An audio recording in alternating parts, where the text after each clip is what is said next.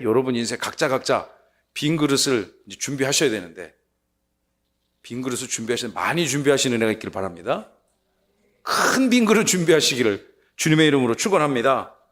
이 각 사건 하나하나가 제가 4장부터 9장에 이르기까지 한 사건 한 사건을 제가 읽어보니까 어떻게 그 연약한 빈 그릇, 부족한 이 구멍난 그릇, 또 텅 빈 그릇들을 하나님의 주권적 섭리 가운데 여러분 각자 인생에 하나님이 어떻게 개입하시고 어떻게 역사하시는가, 우리 성도의 각 개인적 삶의 영역에 있어서 하나님의 주권이 어떻게 임하시는가, 오늘 여러분 너무 잘 아시는 열왕기하 4장 1절로부터 7절의 본문을 통해서 어떤 한 이제 과부가 나오는데, 이제 여기 과부를 요즘은 미망인이라고 하죠. 이 한 여인의 그 삶의 연약함, 또 그것들을 하나님이 어떻게 채우시는가 함께 살펴보기를 원합니다. 이 여인이 경제적 그 어려움을 호소했습니다. 경제적 어려움을 호소했습니다. 이 어려움을 하나님은 어떻게 채우실까요? 특별히 우리는 오늘 결론부터 말씀드리면, 저와 여러분들이 삶의 어떤 곤고함이나 문제가 생겼을 때 우리 번지수를 잘 찾아서 여러분의 문제를 해결해야 됩니다.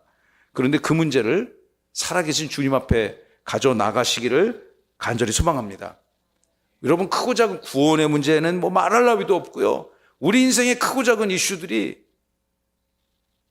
주님 앞에 우리의 삶이 결박되어졌을 때, 세상의 종로로 타지 아니하고 주님의 말씀에 붙들림 받았을 때 우리 인생이 회복된다고 저는 이 말씀이 오늘 우리에게 증언하고 있습니다. 특별히 오늘 이 연약한 여인의 삶을 하나님은 어떻게 채우셨는가, 우리 1절 한번 볼까요? 1절 읽어봅니다. 시작. 선지자의 제자들의 아내 중에 한 여인이 엘리사에게 부르짖어 이르되, 당신의 종 나의 남편이 이미 죽었는데 당신의 종이 여호와를 경외한 줄을 당신이 아시는 바니라. 이제 빚준 사람이 와서 나의 두 아이를 데려다가 그의 종을 삼고자 하나이다 하니. 이 한 남편이 뭐 하던 사람이었습니까? 지금으로 따지면 이제 뭐 목회자 지망생의 아내라고 정도 얘기할 수 있을까요? 선지자, 이 엘리사 선지자를 따랐던 수많은 그 제자들 중에 한 제자가 일찍 세상을 떠나게 됐습니다. 그러자 그의 부인이 자기 남편의 선생님이죠, 선지자를 찾아와서 이렇게 고하기 시작합니다. 근데 이 여인이 와가지고요, 막 고래고래 소리 지르면서 부르짖었던 것 같아요. 부르짖은 거는 와가지고 뭐 이렇게 개인적으로 속닥속닥 대화 나눈 거를 부르짖었다고 하지는 않죠. 그냥 자기가 할 수 있는 모든 소리를 그냥 스피크아웃 한 겁니다. 나 너무 억울하고, 근데 지금 이 상황을 어떻게 나는 해결할 수 없으니 능력이 많으신 선지자님께서 하나님의 은혜로 내 삶의 연약함을 회복시켜 달라고 부르짖고 있습니다. 우리가 이 말씀을 통해서 우리가 필요할 때는 부르짖어야죠. 어디 국가기관에 가서 또 어디 뭐 민원을 제기할 때도 그냥 적당히 얘기하면은 그냥 본체만치 할 수도 있어요. 그런데 그냥 막 내가 억울하고 답답하다는 거 막 이렇게 얘기하면 더 이렇게 집중해서 듣습니다. 정말 그런 것 같아요. 얼마 전에 저하고 제 아내가 저기 어디 관공서에 가서 이제 민원을 이렇게 보러 갔어요. 그런데 공사 중이었는데 이렇게 그 구덩 이렇게 움푹 패인 데가 있는데 그거를 못 들어오게 이렇게 막든가 해야 되는데, 그런 사인이 전혀 없는데 공사 중에 이렇게 들어가다가 제 배우자가 넘어졌습니다. 무릎이 까졌어요. 당연히 아프겠죠? 그런데 가가지고 이제 있는데, 나 여기 이렇게 넘어져가지고 이게 공사 현장 이렇게 됐는데, 이거를 어떻게, 다친 나는 어쩔 수가 없지만 다음 사람 이거 안 다치게 어떻게 이렇게 좀 조치를 좀 취하셔야 되지 않겠습니까? 이게 했는데 앉아가지고 아무도 관심이 없어. 그냥 다 고개를 이렇게 쳐받고 그냥 네가 먼저 가서 해결해라 그런 거예요. 그래서 제가 이렇게 해서는 안 되겠구나. 그래서 제가 조금 고래고래 부르짖지는 않았지만, 저 여기 좀 보시라고, 여기 좀 보시고 여기 책임되시는 분 나오시라고 나오셔갖고 저기 한번 가보지. 이거 지금 잘해놓은 겁니까? 어떻게 된 겁니까? 이거 못 들어오게 막아놓으셔야죠. 응? 아무 생각 없이 이렇게 전화, 요즘 사람들 뭐 다 이렇게 뭐 전화 보고 이렇게 할 수도 있고 주의를 집중 안 하는데 구덩이 푹 파놓으면 빠져서 다행히 이게 많이는 안 다쳤지만 제가 좀 큰 소리 얘기하니까 그러시냐고 갑자기 이제 좀 높은 분이 나와가지고 뭐 이렇게 뭐 혹시 많이 아프시면 병원 가서 치료도 받으시고 그래요. 그래서 이제 제 아내가 갑자기 푹 찍으면서 사실 얘기하면 좀 세종명성교회 목사님인 줄 알고 하면 오히려 우리가 어렵다고. 그래서 내가 그럴 수 있겠다. 그럴 수 있겠다. 저기 어디 관공서 있어요. 그래서 제가 그러니까 조용히 하면 이게 안 들어. 조금 큰 소리를 하긴 해야 돼. 우리 누군지 모르겠지? 하면서 빨리 도망가. 그러니까 그분들이 나와가지고 이제 그제서야 이렇게 거기 출입을 통제하더라고요. 이렇게.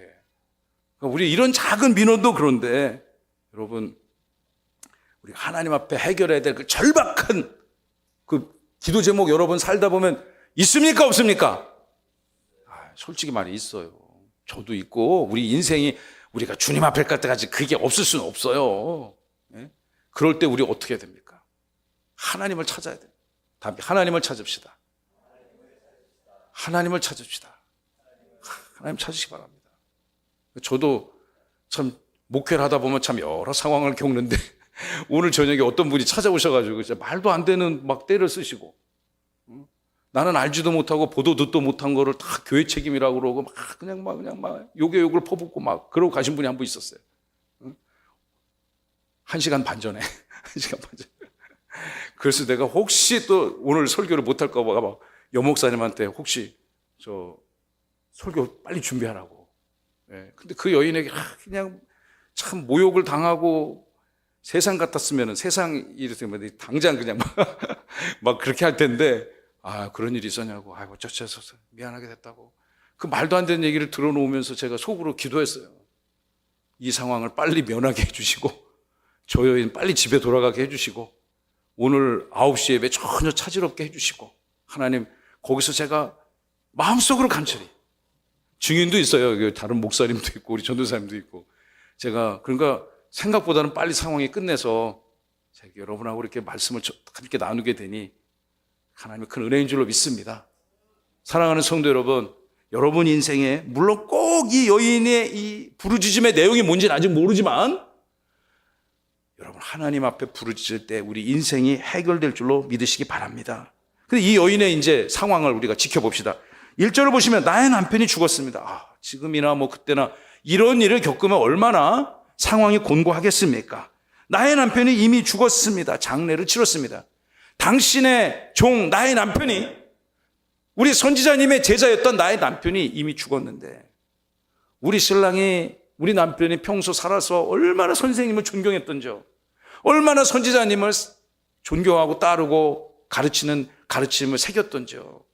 그리고 그가 얼마나 여호와를 경외하였는지 우리 선지자님 잘 알고 있지 않습니까? 이제 이 여인의 고민이 나옵니다. 이 사람이 아마 생활고를 겪다가 여러 가지 이유로 부채를 발생시킨 거예요. 빚을 빌렸어요. 빚을 다 갚지 못하고 사망하게 되니까 출애굽기 21장 그 종에 관한 법에 따라서 이 빚진 사람의 아이가 끌려가서 종으로 살게 되는 그런 연약한 상황에 직면한 거죠. 우리가 이곳에 앉아 편하게 앉아서 이 말씀을 읽지만 제가 자주 말씀드리잖아요. 우리가 지금 열왕기하 4장 상황에 이 여인과 선지자가 대화를 하는 것을 옆에 듣는 또 다른 제자로 보든가 아니면 엘리사의 시각으로 아니면 이 사연 많은 불쌍한 빈 그릇만 갖고 있는 이 여인의 입장에서 이 본문을 읽어본다면 여러분 이 말씀은 녹록한 상황이 아닙니다. 지금도 마찬가지겠지만 이 열왕기하 분열왕국 시대 여인으로서 혼자 됐다는 것은 참 삶이 보호받을 수 있는 그 모든 것들이 다 사라진 상태니까 이 여인이 얼마나 공고하겠습니까? 그런데 그 가지고 있는 하나님이 주신 그 가정에 주신 귀한 아이마저 종의 신분으로 전락해야 되는 상황이 생기게 되니 여러분 그가 얼마나 이거 뭐 조용히 가가지고 뭐 점잖하게 얘기해서 해야 될 상황이 아닌 거예요. 그 바쁜 일정의 선지자 엘리사 선지자가 적어도 이 문제에 대해서 관심을 갖는 것을 원한다면 부르짖지 않을 수가 없는 거죠. 엘리사 선생님이 제자들이 얼마나 많았겠습니까? 바쁘고 이 상황, 관리해야 될 일들이 얼마나 많겠습니까? 저를 목회길로 인도한 제 선생님이 이런 얘기 하더라고요. 성도가 이제 개척을 해서, 제가 개척할 때 요즘 이제 지난 몇 년을 쭉 돌아보는데, 개척했을 때 성도가 몇 명이었냐, 사실상 2명 있었습니다. 2분. 2분을 가지고 저기 새나루 마을 상가 1단지에서 이제 개척을 시작한 거죠. 물론 그때 이제 저랑 같이 사역할 수 있도록 전도사님들이 2분이 계셨고, 저의 가족이 있었습니다. 이제 2분이 이렇게 있다가, 그러니까 그냥 뭐 성도가 한 번 올 때마다 그분들이 얼마나 귀합니까? 정말 나 너무너무 고맙고 감사하더라고요. 예. 그 같이 예배드리고 찬송하고 하나님께 예배드리니까 나도 기쁘지만 그들의 예배를 받는 하나님께서 참 기뻐하셨다고 저는 믿습니다. 근데 제 스승께서 하신 말이, 이렇게 뭐 100명 개척해서 100명 한번 만들어 봐라. 진짜 세상을 다 얻은 것 같은 그런 느낌이 들 거다. 그리고 이제 한 200명이 돼봐라. 그러면 도저히 혼자 못한다. 이거는 아무리 뭐 용 빼는 재주가 있어도 혼자서 200명 되는 성도를 다 할 수가 없다. 그럼 어떻게 해야 되느냐? 팀을 만들어서 건강한 공동체를 성도들과 함께, 또 같은 교역자들과 함께 팀을 이루어서 해야 된다. 그런 가르침을 주시더라고요. 그러니 이제 우리가 이제 지금은 훨씬 더 부흥이 됐죠. 주일에 모이는 성도님들이. 그럴 때 이 한 성도분을 제가 다 이해할 수가 없습니다. 얘기를 안 하시면 저는 알 수 없고, 그런데 특별히 절박한 심정으로 저에게 그 메시지를 보내는 분들이 있습니다. 전도사님을 통해서 보내거나 아니면 저를 직접 찾아와서 말씀드리거나. 그런 분들은 제가 어떻게 돼요? 제 기도 제목 노트 파일을 열어서 별도로 기록을 해야죠. 그리고 또 특별히 그분들을 기억하고 또 생각하면서 그분들의 실명을 주님 앞에 올려드리면서 기도합니다. 저는 원리가 같다고 봐요. 이 구약성경 시대에, 물론 그 시대와 지금의 그 모든 상황이 다 똑같지는 않지만, 이 여인이 선지자 생도를 잃은 이 여인이 선생님 엘리사를 손잡아서 자기의 삶을 중보해달라고, 자기의 삶을 위로해달라고 여러분 하나님께 간구하는 것입니다. 구약성경 시대의 선지자는 무슨 역할을 하는 사람입니까? 대제사장, 선지자들은 무슨 역할을 하는 사람들입니까? 하나님과 이 땅의 백성들을 중보하는 그런 역할을 했던 분들 아닙니까? 곧 이 선지자에게 찾아와서 자기의 연약함을 솔직하게, 그 어떤 가식도 없이 내어놓는다는 것은 곧 자기 삶에 하나님의 역사가 임하기를 소망하는 이 여인의 기도 제목이었다. 저는 그렇게 이 말씀 1절을 이해하고 싶습니다. 딱 들으니까 수많은 제자들이 있고 엘리사가 해야 될 일이, 처리해야 될 일이 산적해 있지만, 특별히 이 여인의 연약함에 주의를 기울이고 관심을 갖게 되는 것 아니겠습니까? 이 얘기를 다 들었습니다. 이제 2절의 말씀을 보시면요, 엘리사가 질문을 합니다. 이 선지자 생도 아내에게, 미망인이 된 이 여인에게 질문을 합니다. 어떤 질문일까요? 시작. 엘리사가 그에게 이르되 너를 위하여 어떻게 하랴? 내 집에 무엇이 있는지 내게 말하라. 그가 이르되 계집종의 집에 기름 한 그릇 외에는 아무것도 없나이다 하니. 엘리사가 이렇게 물어봅니다. 그러시냐고. 참 위로의 말씀을 전합니다. 내가 당신을 위해서 어떻게 하면 좋겠습니까? 내가 너를 위하여 어떻게 하랴? 하나님의 은혜를 두드리고 구할 때 반응이 있는 겁니다. 하나님이 우리 인생과 영혼을 찾아오셔서 내가 너를 위하여 어떤 것을 베풀어 줄까? 이 시간 예배하는 저와 여러분들의 심령에 우리 주님께서 찾아오셔서 내가 너를 위하여 어떻게 해주랴? 이런 주님의 귀한 도우심이 함께 하시길 바랍니다. 너의 집에 무엇이 있는지 내게 말하라. 그러니까 두 가지 질문이죠. 첫째는 내가 너를 위해서 무엇을 해줄지 말하라. 그리고 네가 갖고 있는 게 도대체 뭐냐? 네가 갖고 있는 것을 말하라. 이렇게 질문을 합니다. 그런데 질문을 딱 받으니까 답을 해야 되는데, 첫 번째 질문에 대해서는 정확히 답을 대신 빚을 갚아주세요. 아니면은 누가 대신 가서 종노릇하게 해주세요. 아니면 우리 빚을 빌려준 사람을 혼내줘서 멀리 쫓아주세요. 이런 요구를 할 수 있겠지만, 그 여인의 머릿속에 갑자기 퍼뜩 떠오르는 것은 자기 집에 아무것도 없다는 거예요. 자기가 지금 이 상황을 극복할 수 있는 그 어떤 능력도 또 상황을 반전시킬 수 있는 재주도 없다고 고백하는 거죠. 그녀가 이렇게 말합니다. 이 작은 연약한 계집종의 집에는 기름 담을 수 있는 한 그릇 외에는 아무것도 가진 게 없습니다. 정말 가난한 거죠. 정말 어느 누구에게도 누굴 대접해 줄 수 있는 그릇도 없고 음식도 없는 상태. 가진 거라고는 그 아이들의 밖에는 소망이 없는 그 여인에게 나는 빈 그릇 하나밖에 없습니다라고 고백합니다. 여러분 가진 게 뭔가 한번 생각을 해보세요. 갑자기 주님께서 여러분의 심령에 물론 그런 여러분의 귀로 그런 환청이 들리진 않을 것입니다. 그런데 말씀으로 주님의 은혜 진리가 찾아오셔서 내가 너에게 무엇을 원할까? 그럼 이 여인처럼 답을 해야 되겠죠? 내가 이곳이 있습니다. 문제 해결을 원한다고 이 여인 하나님 앞에 고백합니다. 하나님이 도우실 때 선하신 역사가 나타날 것입니다.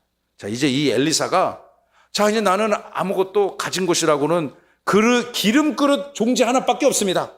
이런 고백을 하는 이 여인에게 특별한 메시지를 전합니다. 우리 3절과 4절 엘리사가 두 가지 명령을 제시합니다. 3절 시작. 이르되 너는 밖에 나가서 모든 이웃에게 그릇을 빌리라. 빈 그릇을 빌리되 조금 빌리지 말고. 아멘. 그러니까 여러분 보세요. 이 말씀 잘 보세요. 자, 이제 그러면 밖에 나가서 집에 있지 말고 밖에 나가서 주변에 같이 사는 모든 이웃들 집을 다 가가호 방문해서 그 집에 그릇을 좀 빌려라. 근데 그릇을 어떻게 빌리느냐? 모든 이웃에게 그 동네 사는 사람 한 짐도 빠뜨리지 말고 모든 이웃들에게 그릇을 빌리고. 그런데 그 빈 그릇을 빌리는데 많이 빌려요? 조금 빌려요? 많이 빌려요. 많이 빌리는 거예요. 우리 권사님 집에 가서 그릇 싹 갖고 와. 우리 강 권사님 집에 가서 싹 갖고 오고 전미화 전도사님 저기 사시는데 2층 집 가갖고 그냥 그릇 다 털어 갖고 와. 우리 안수 집사님 댁에 가서 그릇 다 세종시 3사 생활권 우리 성도님 집을 다 그냥 물론 우리 교회가 3사 생활권만 계시는 건 아니지만 우리 교회 가구 수로 따지면 우리 교회에 지금 성도님들이 186가구가 있어요. 패밀리 수로 따지면. 물론 이제 1인 1 패밀리도 있고 5인 1 패밀리도 있지만 가구 수로 다 따졌을 때 186가구가 있습니다. 그 가구를 다 다니면서 그릇을 다 갖고 오는 거예요. 새뜸마을인가? 강근하 집사님? 새뜸 4단지 가갖고 그릇 다 털어갖고 새나루 10단지 가서 그릇 다 갖고 오고 그 그릇을 다 여기다 쌓았어. 이 온 동네 가서 그릇을 다 싸갖고 왔습니다. 여러분 이게 이럴 때 말이죠. 여러분에게 이런 메시지가 왔을 때 어떻게 되겠어요? 왜 그러죠? 그릇보다는 그릇에 채워지는 게 중요할 것 같은데 이해할 수 없는 이 선지자의 답변입니다. 모든 이웃들에게 그릇을 빌리는데 적당히 한두 개씩 부리지 말고 그냥 최대한 많이 그냥 할 수 있는 한 전력을 다해서 그릇을 모아라. 여러분 이때 여러분 어떻게 하시겠어요? 그런 메시지가 다 왔을 때 그릇을 그냥 있으면 한 2개만 빌려주세요. 그래야 되나요? 이 명령을 그대로 순종하자면 한 10개, 20개, 100개 그냥 있는 대로 내일 돌려드릴 테니까 그냥 다 빌려주세요. 이래야 되겠죠. 여러분 우리 마음속에 세상 살다가 하나님이 여러분 심령에 찾아오셔서 이해할 수 없는 메시지를 주실 때가 있습니다. 나에게 내가 정말 하기 어려운 그 버거운 요청을 하실 때도 있어요. 저도 그런 거 몇 번 경험했습니다. 그럴 때 우리가 어떻게 해야 되는가? 이 여인, 정말 이 절박한 상황에 있는 여인처럼 믿음으로 온전히 순종하시기 바랍니다. 그거 빌려다 뭐 하게요? 우리 집에 그거 다 싸둘 데도 없는데요. 여러분 이거 따지지 마시고 묻지도 따지지 말고 이 순종이 무엇인가? 요즘 제가 주일 3부 예배 때 아브라함의 순종과 믿음을 감히 우리가 어떻게 아브라함 같은 그 믿음의 고장, 믿음의 조상의 믿음을 평가할 수 있겠습니까? 그러나 말씀 한 절 한 절 읽으면서 그가 어떻게 온 믿는 자들의 믿음의 조상이 되었는가를 추적하는 말씀 설교 시리즈를 제가 시작을 했어요. 그래서 제가 그 말씀을 준비하면서 보고 배우고 깨달은 게 무엇인가? 여러분, 우리 이성으로 하나님을 재단하지 마시기 바랍니다. 여러분의 생각과 여러분의 통찰력, 경험, 여러분의 계획을 가지고 여러분의 능력을 가지고 하나님의 위대하심을 제한하지 마시기를 간절히 소망합니다. 하나님이 그냥 여러분 각자의 권사님, 집사님, 안수 집사님, 목사님, 우리 전도사님 모두의 전인격을 통해서 하나님이 마음껏 일할 수 있도록 온전한 순종을 우리는 해야 될 줄로 믿습니다. 조금 빌리지 말고 많이 빌리자는 거예요. 다 함께 조금 빌리지 말고 많이 빌립시다. 왠지는 몰라요. 아직 3절까지는. 왜 이것들을 빌리라고 하는지 우리는 알 수가 없습니다. 다만 그러자 이 하나님이 이렇게 명령하셨으니까 이 여인은 아이들과 함께 열심으로 그릇을 빌려왔습니다. 4절 시작. 두 아들과 함께 들어가서 문을 닫고 그 모든 그릇에 기름을 부어서 차는 대로 옮겨 놓으라 하니라. 여러분 이 말씀 한 절 한 절을 잘 보세요. 재밌습니다. 그러니까 그 동네에 그냥 탁 돌아다니면서 그릇을 잔뜩 싸갖고 왔어. 집에 막 이렇게 쌓였겠죠. 자, 문 닫어 이제. 문 닫어. 문 딱 닫고 그 모든 그릇에 기름을 부어서 차는 대로 옮겨 놓으라. 저는 이 본문을 읽다 보니까 그 요한복음 2장 있잖아요. 예수님께서 공생애를 시작하시면서 이 요한복음에 보면 7가지 특별한 표적 사건 기록되어 있지 않습니까? 요한복음 2장에 어떤 사건이 있어요? 가나의 혼인잔치에서 뭐가 떨어졌습니까? 여기는 기름이지만 거기는 포도주가 떨어졌습니다. 그런데 다 떨어지는데 손님들은 계속 옵니다. 그리고 파티가, 제가 이스라엘 사람들 예전에 파티하는 거 보니까 이게 뭐 한두 시간 하고 파티가 끝나지 밤새도록 파티하는 거를 제가 직접 봤습니다. 유대인들이.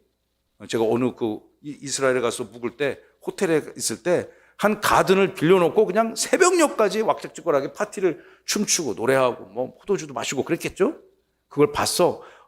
대충 그렇게 했을 터인데. 여러분, 근데 포도주 태우니까 예수님이 물을 아기까지 채워라 이렇게 하잖아요. 물을 아기까지 채워라. 그리고 그걸 갖다 떠서 줘라 그러잖아요. 여러분이 거기에 있는 디아코노스 하인이라면 물을 가득 채워서 그걸 퍼가지고 포도주라고 갖다 줄 수 있겠습니까? 저같이 이거 좀 막 따지는 거 좋아하는 사람은 이거 아닙니다. 이거 갖다 우리가 괜히 혼납니다. 막 그렇게 막 저항했을 것 같아요. 이스라엘 백성들이 광야에서 출애굽할 때 이 광야에 나왔잖아요. 이집트에서 살다가 홍해를 건너 광야로 나왔습니다.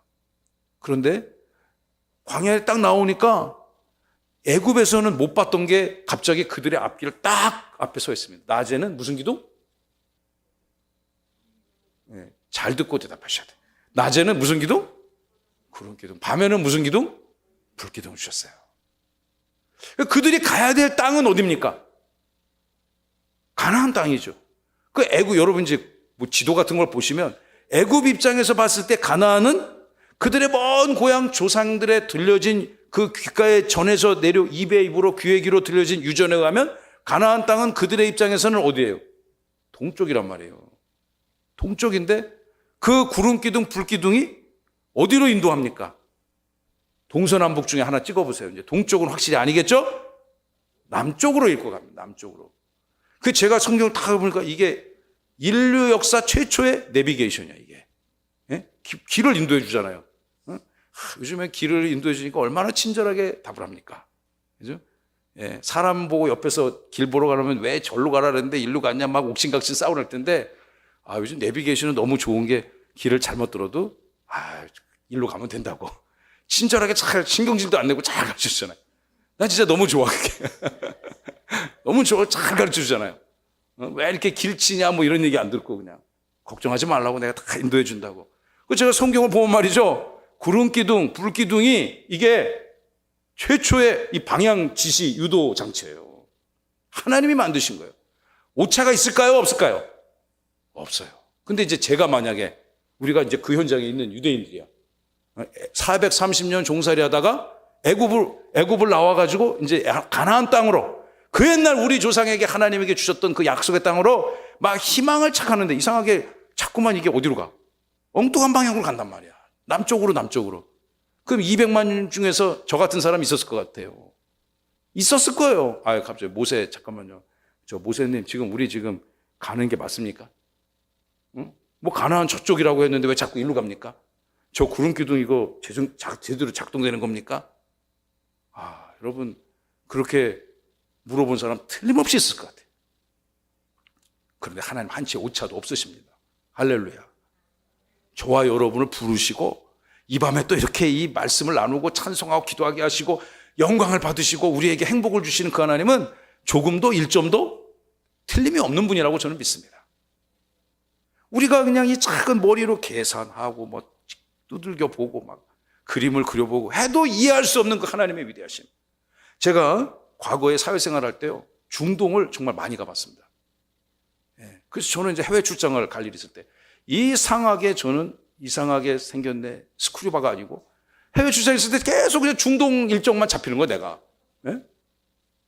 나도 미국도 좀 자주 가고 싶고 유럽도 잘 가고 싶은데 이상하게 일정이 중동. 그 한 번 가게 되니까 그 일은 당신이 잘한다고 그냥 계속 그 일정이 스케줄링이 돼요. 그래서 제가 거기서 살아보진 않았는데 거의 중동에 있는 여러 나라들을 거의 다 다녀봤습니다. 제가 광야를 가봤습니다. 사우디아라비아 광야도 가보고 이스라엘 광야도 가봤습니다. 가서 보니까 제가 어떤 생각을 하게 됐냐면은, 하나님이 구름 기둥, 불 기둥을 주신 이유를 제가 정말 광야 체험 하루 만에 깨닫게 됐어요. 왜 주셨을 것 같습니까? 저는 이렇게 했어요. 첫째, 그들을 올바르게 인도하기 위해서. 남쪽으로 간 이유는 어디 있습니까? 어디 가려고요? 시내산에 데리고 가려고 했던 거예요. 하나님이 시내산에 데리고 와서 430년 동안 종으로 살았단 말이에요. 노예 근성으로 살았단 말이에요. 하나님 모르고 살았어요.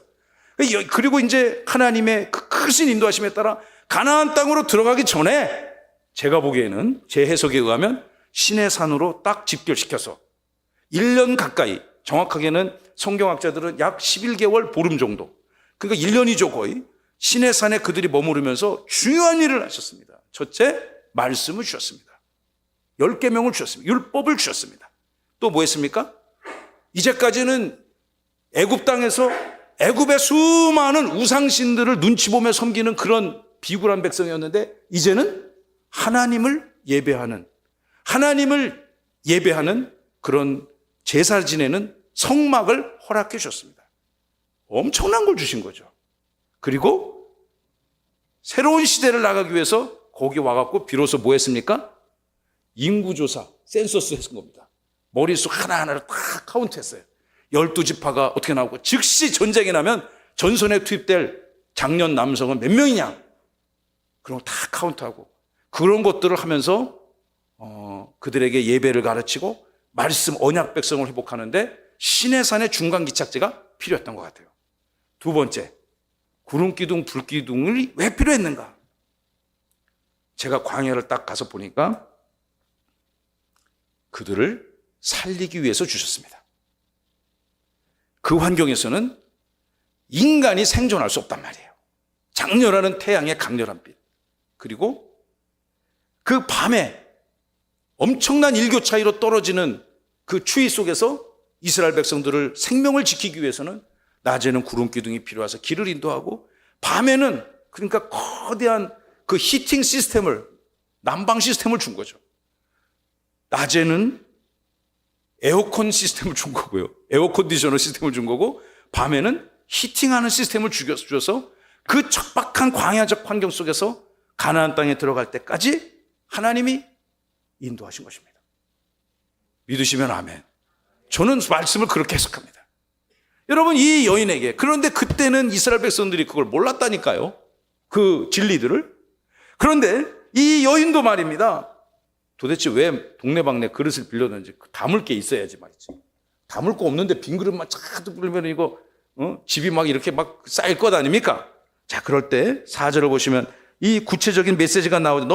이 여인은, 당신 부인은 두 아들 있잖아요, 데리고 들어가서 문을 닫아요. 문을 닫아서 세상과 단절을 시키고 하나님이 어떤 일을 하시는지 당신 두 눈으로 집중해서 똑바로 보셔. 그 모든 그릇에 기름을 부어서 차는 대로, 더 큰 대로 옮겨 놓으시길 바랍니다. 이게 정말 이해하기 어려운 명령이죠. 그런데 어떤 역사가 나타났습니까? 우리 5절로부터 7절, 각 성도의 삶에 임하시는 하나님의 채우심을 여러분의 말씀으로 소유하시기 바랍니다. 5절 다 함께 시작. 그의 두 아들과 함께 문을 닫은 후에 그들은 그릇을 그에게로 가져오고 그는 부었더니 두 아들이 이제 시키는 대로 합니다. 다 함께 시키는 대로 합시다. 예, 뭐 담임 목사가 부탁하는 대로 하면 너무 좋겠지만 하나님이 시키는 대로 합시다. 시작. 성령이 시키는 대로 합시다. 성령께서 무엇 시키는 대로 이 여인이 두 아들과 함께 그릇을 잔뜩 빌려왔고요. 그리고 선지자가 얘기했는데 문을 꼭 걸어 담궜습니다. 그리고 그 그릇들 하나하나에 기름을 붓기 시작했습니다. 말씀대로 순종하기 시작했습니다. 말씀대로 순종했을 때 빈 그릇에 기름도 채워지고 혼인잔치의 포도주도 물에서 포도주로 변할 줄로 믿습니다. 말씀을 붙들고 순종할 때 여러분 인생의 영적인 홍해가 갈라질 줄로 믿으시기 바랍니다.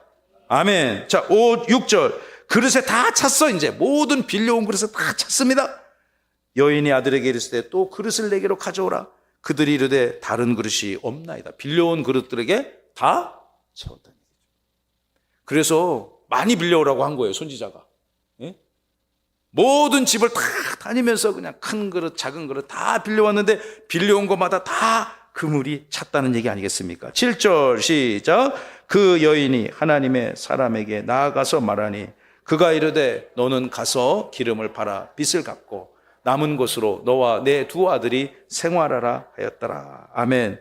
더 이상 빌려온 그릇에 기름이 가득 찼습니다. 이 기름이 뭔지 모르겠어요. 뭐 올리브 기름인지 어떤 기름인지 모르겠지만 충분히 그 여인이 하나님의 채워주시는 그 기름의 그런 것들로 그것을 시장에 내다 팔아서 빚도 갚을 수 있고 그리고 남은 두 아이의 양육, 생활비, 교육비, 기타 등등 이런 것을 다 커버할 수 있는, 덮을 수 있는 그런 역사가 나타났다는 것입니다.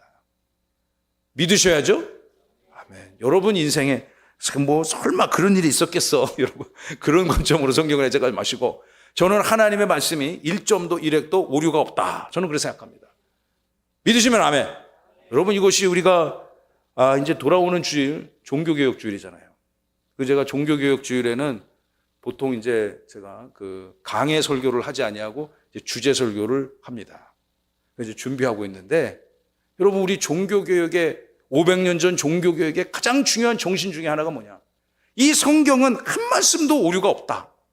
성경은 인간은 오류투성이죠.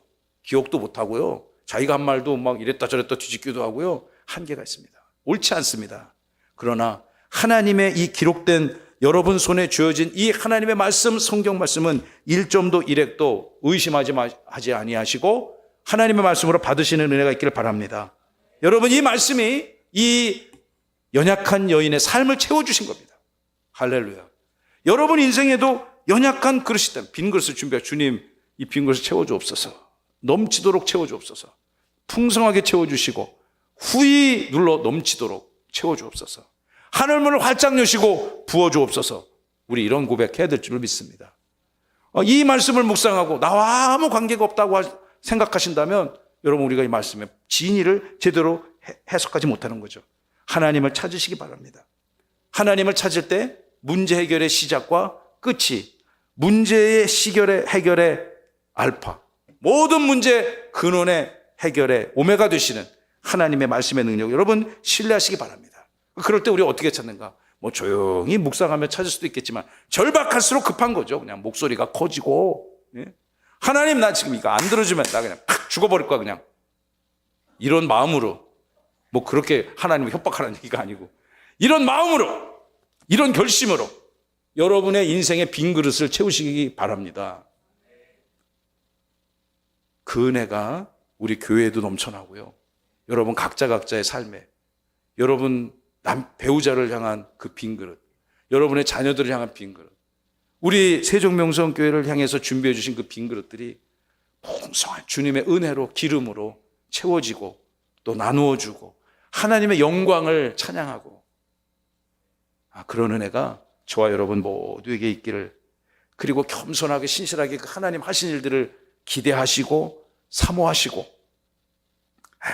뭐 제가 되겠어 뭐 여기 되겠어 여러분 그 하나님의 능력을 제한하시면 안 됩니다.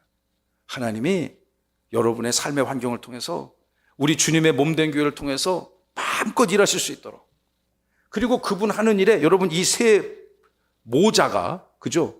엄마가 있고 아들 둘이 있어요. 그 현장에 여러분이 그 아들 중에 한 명이라고 생각해 보세요. 응? 우리 큰아들 작은아들 둘이 딱 있어요. 그 아들이 어머니를 통해서 어머니의 간구를 통해서 선지자의 계시를 통해서 하나님의 역사가 어떻게 그 작은 방 안에서 그 집안에서 이루어지는 것을 우리 눈으로 지켜본다 생각해 보세요. 하나님이 하시는 분명한 일을 여러분의 입술로 간증하고 눈으로 확인하고 온 세상에 증거하는 그런 역사가 우리 온 교회와 성도들의 삶의 현장에 반드시 나타날 줄로 믿으시기 바랍니다.